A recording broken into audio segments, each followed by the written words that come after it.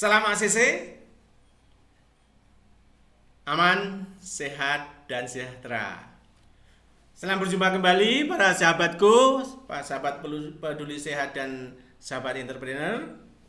Dan juga tidak lupa, ini yang utama adalah para sahabat mahasiswa dalam satu visi. Senang berjumpa dengan Anda. Saya berharap pada kesempatan ini Anda selalu dalam lindungan Tuhan, sehat dan sejahtera. Kali ini kita akan bahas bersama topik strategi sukses di dalam berwirausaha. Untuk itu mari kita ikuti pembahasan selanjutnya.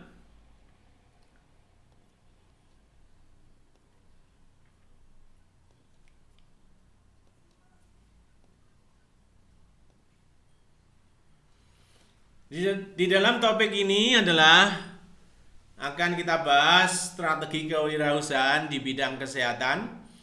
Khususnya pada pertemuan kali ini kita akan bahas memilih tren usaha. Di dalam memilih tren usaha di bidang kesehatan maupun keperawatan, ini ada beberapa yang bisa kita tawarkan atau bisa kita lakukan. Yaitu yang pertama adalah tentang praktek mandiri, yang kedua adalah praktek bersama, yang ketiga adalah jasa konseling keperawatan, yang keempat jasa terapi komplementer, kelima jasa fisioterapi, keenam perawat bisa menjadi seorang penulis, dan yang ketujuh jasa rental alat medis. Untuk yang pertama adalah praktek mandiri. Praktek mandiri oleh seorang perawat biasanya ini disebut sebagai home care.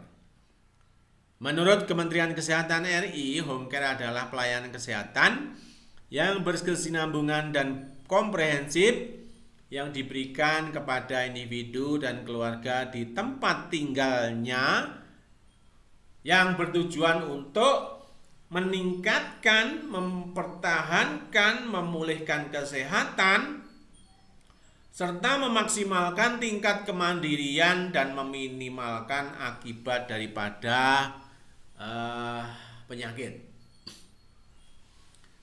Menurut Rice, bahwa yang dikatakan home care atau perawatan kesehatan di rumah ini bisa berupa yang pertama adalah kasus umum pasca perawatan di RS.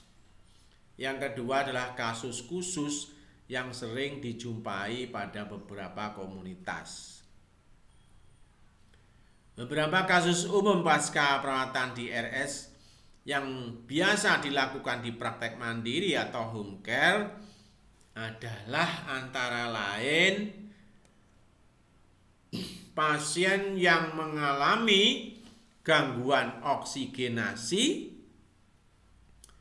yang mengalami penyakit obstruksi paru kronis, dan juga penyakit gagal jantung, serta luka dengan tingkat kronis, penyakit diabetes, gangguan pada fungsi berkemih, pasien yang membutuhkan cairan infus, pasien yang mengalami gangguan fungsi saraf, juga pasien yang mengalami penurunan daya tahan tubuh atau yang kena HIV/AIDS, dan pasien yang sedang dalam pemulihan serta rehabilitasi. Sedangkan kasus khusus yang sering dijumpai pada beberapa komunitas yang biasa dilakukan pada praktek mandiri atau home care, yaitu pasien yang mengalami kondisi terminal, juga pasien yang mengalami kemunduran atau usia lanjut, juga pasien yang mengalami gangguan kejiwaan dan kondisi postpartum.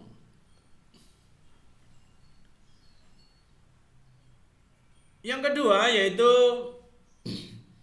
seorang perawat itu juga bisa membuka praktek bersama.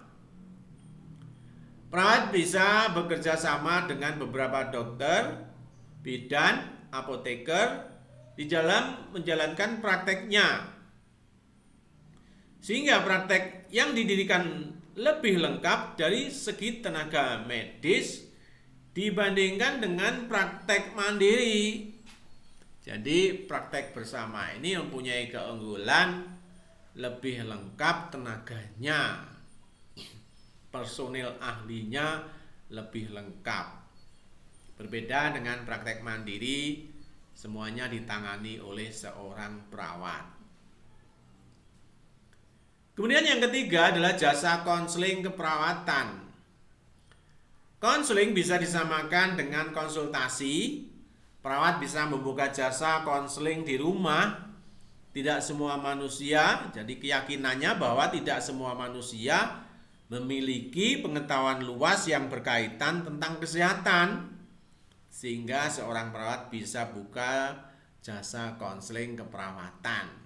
Dengan harapan warga sekitarnya, paling tidak tetangga, ini bisa berkonsultasi atau memanfaatkan fasilitas ini jika ada hal-hal yang ingin diketahui tentang atau seputar masalah kesehatan.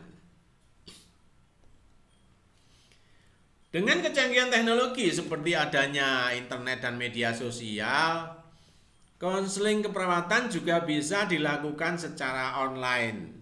Misalnya seorang perawat bisa membuat website yang dapat menampung berbagai pertanyaan terkait hal kesehatan. Kemudian perawat bisa memberikan jawaban sesuai bidang pengetahuannya. Perawat yang membuka usaha jasa konseling termasuk contoh pekerjaan sektor informal dan menjadi contoh bisnis modal yang kecil, tidak lebih dari 5 juta rupiah. Yang keempat yaitu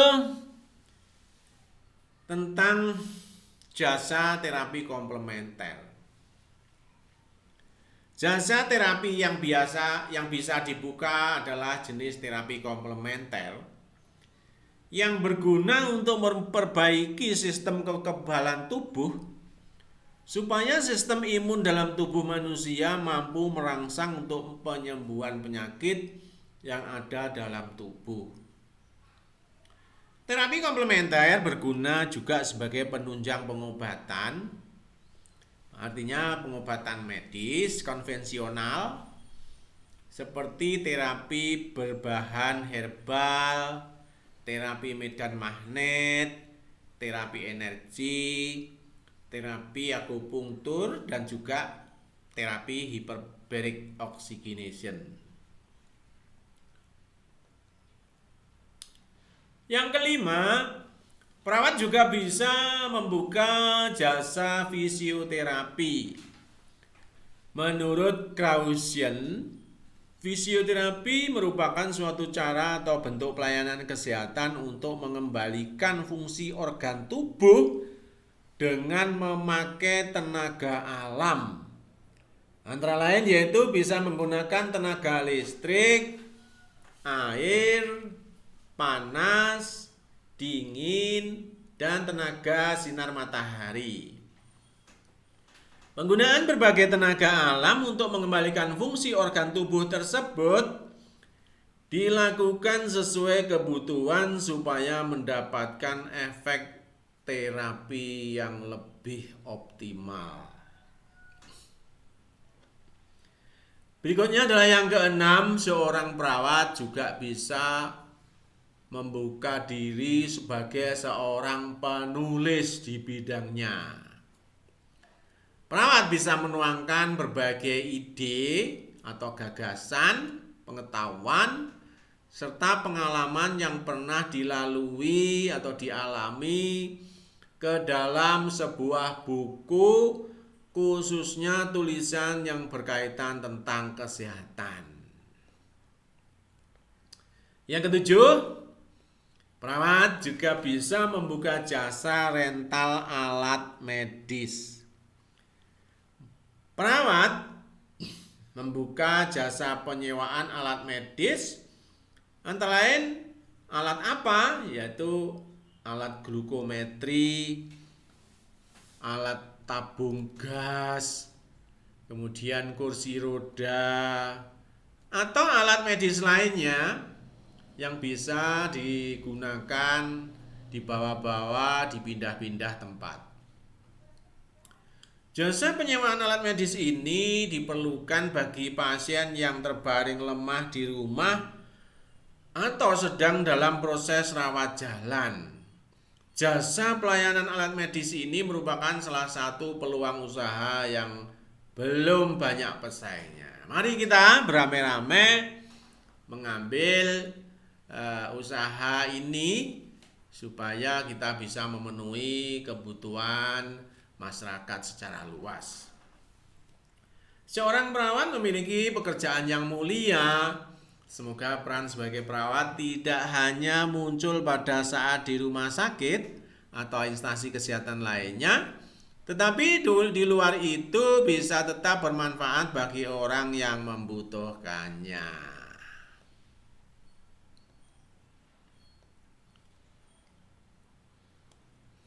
Demikian para sahabat entrepreneur dan para sahabat peduli sehat serta mahasiswa yang saya banggakan. Mungkin saudara akan bertanya, silahkan chat pada channel YouTube Insan Peduli Sehat. Semoga apa yang telah kita bahas membawa manfaat bagi kita semuanya. Mohon maaf bila ada kekurangan. Sampai ketemu pada topik berikutnya.